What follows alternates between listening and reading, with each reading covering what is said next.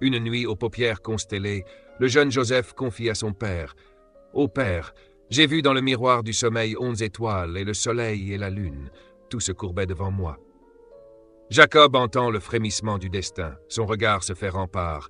Garde ce secret comme on garde une graine précieuse, car le diable rôde dans les ombres fraternelles. Ton Seigneur t'a élu. Il te révélera les sens cachés des signes et t'élèvera comme il l'a fait avec Abraham et Isaac, car il sait ce que l'homme ignore. Joseph et ses frères, une énigme sacrée pour ceux qui cherchent à comprendre au-delà des mots. Eux dirent, « Pourquoi Joseph? Pourquoi lui ?» Leur père voyait plus loin qu'eux, et cela les blessait dans leur fierté. « Éliminons Joseph, dirent-ils, le crime habillé d'une quête d'amour. L'homme tue parfois pour une attention qu'il croit mériter. Mais l'un d'eux, une étincelle de conscience, dit « Ne le tuez pas, jetez-le dans un puits, qu'une caravane le trouve, qu'un destin le prenne en charge. » Ils vinrent à leur père avec un masque de bienveillance. « Laisse-le jouer, il sera en sécurité avec nous. » Mais le père sentait l'ombre, il connaissait le langage du loup, celui qui rôde dans les angles morts des intentions humaines. Ils le jetèrent. Et dans la solitude du puits, Dieu parla à Joseph, non par des mots, mais par un savoir. « Tu révéleras un jour cette vérité, et eux ne comprendront pas. » Le soir venu, ils jouèrent leur scène. Larmes, tuniques tachées, histoire improbable. Le père dit clair, « Vos âmes vous ont soufflé cette fiction. Il ne me reste qu'une patience lumineuse. » Près du puits, la corde d'un porteur d'eau frôle la peau d'un garçon glacé. Bonne nouvelle, un trésor vivant.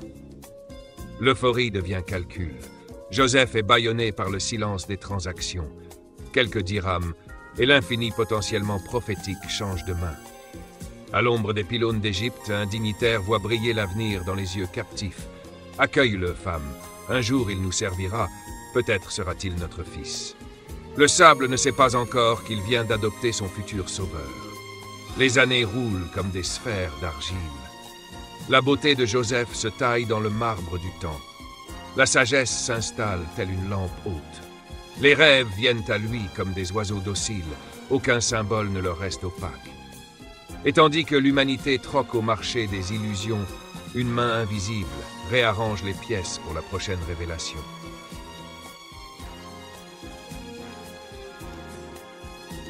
Le palais sommeille, et pourtant les portes se scellent dans un claquement que seul le désir entend. Zulika, bras de soie et regard d'orage, trace un cercle invisible autour du jeune Joseph. L'air se gorge de musc et d'inéluctable. Elle murmure « Entre, que la nuit soit témoin. » Joseph, torche intérieure dressée vers le trésor, inspire la clarté des prophètes. Sa voix fend l'épaisseur du moment. « Je cherche refuge auprès de celui qui m'a honoré d'un asile lumineux. Que l'injustice se consume d'elle-même. » Son refus n'est pas un recul, c'est un ascenseur lancé vers les toits célestes. Un éclair d'évidence traverse son esprit. Vision brûlante d'un signe divin qui verrouille son cœur autant qu'il libère son destin. Le mal recule, la turpitude se fractalise. Il devient serviteur élu à l'instant même où il pourrait flancher. Alors le marbre tremble. 2 corps s'élancent vers la sortie, flèches opposées au même arc du sort. La main ivre d'amour déchire la tunique, mais seulement de dos. La vérité ne se laisse jamais lacérer de face. Le battant s'ouvre. Le mari surgit, glaive d'autorité mal dégainée. Elle crie pour noyer sa propre voix, qu'on l'enchaîne, qu'on le brise. Il répond d'une clarté sans faille. C'est elle qui posa le piège. Un enfant de la maison, témoin minuscule et pourtant colossal, pèse la preuve. Si le tissu saigne par l'avant, le coup vient de lui. S'il se déchire par l'arrière, la ruse est inverse. Le lin parle, il a été frappé dans le dos. Le mari soupire, vieux vent qui connaît les falaises, ô stratagème de désir inassouvi. Femme implore pardon. Joseph referme ce souvenir. Mais la ville est une bouche à vide, les murmures s'y déploient comme lianes.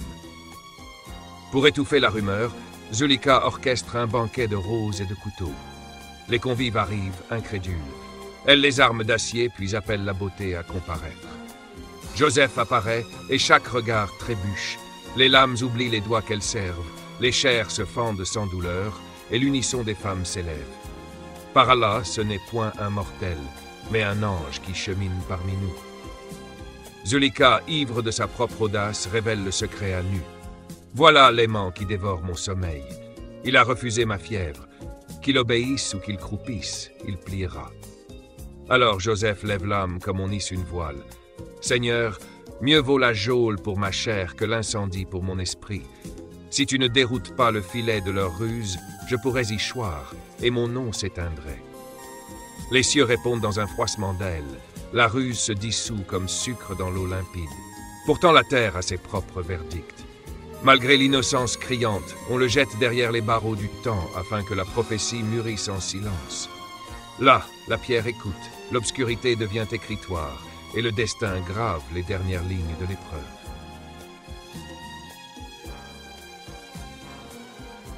Entre les murs froids d'une prison qui ronge les heures, un ray de lumière s'insinue comme une promesse inattendue.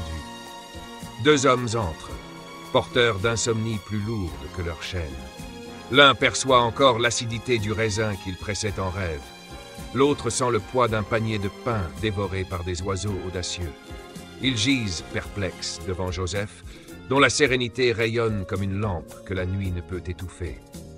Ils l'implorent, reconnaissant en lui cette bienfaisance qui rend le malheur habitable. Joseph sourit. Avant même que la ration du soir ne franchisse la herse, il promet la clé de leur songe, dévoilant qu'il ne tient sa science que d'un Seigneur unique, invisible, mais palpable comme l'air. Les croyances brisées d'un peuple oublieux, il les a laissées derrière lui. Il ne suit que la voie droite d'Abraham, d'Isaac, de Jacob, une chaîne d'or qui relie les siècles. Au cœur de la cellule, il plante alors une question qui fend la pensée. Est-il préférable d'adorer 1000 silhouettes éparpillées ou de se tenir face à l'unique, le dominateur suprême? Les pierres semblent approuver. Puis il dévoile le verdict. L'un des compagnons versera du vin dans la coupe de son maître, échangeant l'ombre contre la lumière. L'autre sera hissé sur un bois, sa tête abandonnée au bec du ciel. Le futur tombe comme un couperet déjà gravé derrière le voile des heures. À celui qui recouvrera la liberté, Joseph glisse un espoir. Rappelle mon nom là-bas au palais. Mais le vent du diable souffle l'oubli, et les saisons tournent, monotones, sur leurs gonds de fer. Les années s'égrènent, grain après grain, dans le sablier de l'injustice. Un matin, c'est le roi lui-même qui se réveille dans la confusion des images. 7 vaches grasses dévorées par 7 spectres faméliques, 7 épis verts serrés contre 7 squelettes d'épis. Nul sage de cour ne sait crocheter ce coffre onirique. Alors le valet jadis sauvé se souvient. La mémoire claque comme un verrou qu'on rompt. Il accourt vers la geôle et trouve Joseph intact, intact comme l'eau d'une source. Ô toi le véridique, éclaire-nous. Joseph ferme les yeux, écoute le frémissement d'un futur encore amniotique, puis parle. Semer sans relâche 7 récoltes fastes, conserver le grain dans son habit de paille, ne consommer qu'une poignée pour vivre. Après quoi viendront 7 années de vents stériles qui boiront vos réserves, et enfin une année bénie où la pluie lavera la fatigue des sillons et où les pressoirs chanteront de nouveau. Ainsi, du fond des pierres humides, un prisonnier compose la partition de la survie d'un royaume. Et l'écho de sa voix franchit les verrous, traverse les couloirs et va se poser, comme un faucon apprivoisé, sur l'épaule même du roi. Dans le royaume, les songes affamés ont trouvé leur interprète, et le roi, piqué d'espérance, ordonne « qu'on me l'amène ». Mais lorsque l'émissaire franchit les grilles rouillées, Joseph oppose un calme diamant. Retourne. Que soit d'abord mise à nu la raison pour laquelle les femmes se tranchèrent les paumes.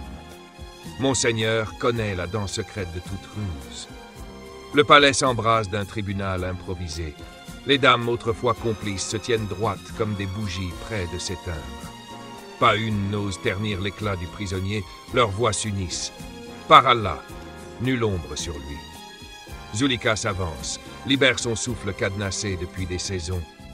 La vérité jaillit enfin, c'est moi qui ai voulu capturer sa lumière. Lui n'a ni vacillé ni menti. Puis elle ajoute, regard lavé, je ne me blanchis pas. L'âme pousse au gouffre, sauf quand la miséricorde la retient. La confession, telle une pluie de printemps, lave les murs du royaume. Le roi réclame Joseph une seconde fois, et lorsqu'ils se font face, la parole du monarque se plie. « Reçois ma confiance et mon sceau. » Joseph répond sans trembler. « Confie-moi les greniers. Je connais la science des balances et la fidélité des verrous. » Aussitôt la terre s'ouvre sous son pas. Il choisit où planter son regard, et l'abondance jaillit dans ses sillons. Mais la véritable trame se tisse au loin, là où des frères, minés par la faim, traversent des dunes pareilles à des mers figées. Il se présente devant le nouveau vizir sans reconnaître le sang qui bat derrière son anneau d'or. Il les abreuve de grains, puis d'une requête. « Ramenez-moi votre plus jeune frère. Vous voyez que je mesure sans tricher et que l'hospitalité respire dans ma maison. » Ultimatum clair, qu'ils reviennent avec l'enfant ou qu'ils vivent la sécheresse. En secret, Joseph ordonne que leur argent soit rendu à leur sacoche. Générosité masquée, hameçon affectif. Sur la route, les hommes débattent, poussière collée aux lèvres. Devant leur père, ils plaident. « Ô notre père, le blé se fermera pour nous si Benjamin ne vient pas. » Le vieil homme se souvient d'un fils déjà englouti par le destin et soupire.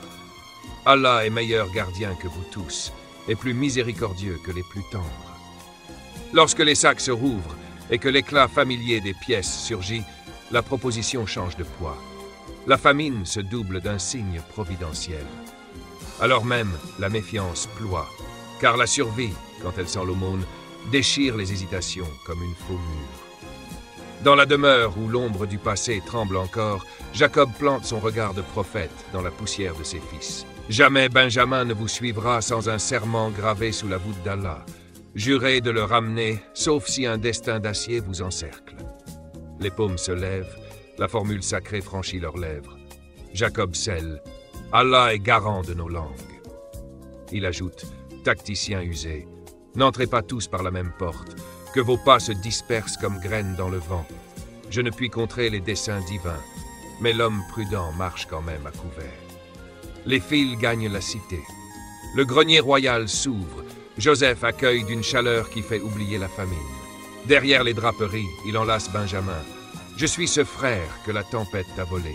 Que nulle tristesse ne demeure entre tes côtes. » Lorsque les sacs se remplissent de blé, Joseph glisse la coupe sigillée du roi dans la besace de Benjamin. Au matin, un cri fend la cour. « Caravanier! La coupe royale a disparu !» Les frères se retournent, indignés. « Nous ne sommes ni voleurs, ni fauteurs de troubles. Quelle sanction si vous mentez? Que l'on prenne en esclave celui chez qui l'on trouvera la coupe. » Les fouilles commencent. Sac après sac, l'angoisse germe. La coupe jaillit enfin de celui de Benjamin et le verdict tombe de sa propre bouche. L'otage est légitime. Joseph, masque impassible, sait qu'ici la justice du roi s'agenouille devant la justice du trésor. Les frères supplient. « Ô Al-Aziz, notre père est vieux. Prends-nous l'un de nous à sa place. Tu es homme de bienfaisance. » Le vizir fixe leur visage creusé. « Savez-vous quel crime vous avez commis contre Joseph et son frère à l'époque de votre ignorance ?» Le sang se retire de leurs joues. L'évidence éclate. « Par Allah, tu es Joseph. » Il hoche la tête. Benjamin se tient à ses côtés. « Je suis Joseph, et voici mon frère.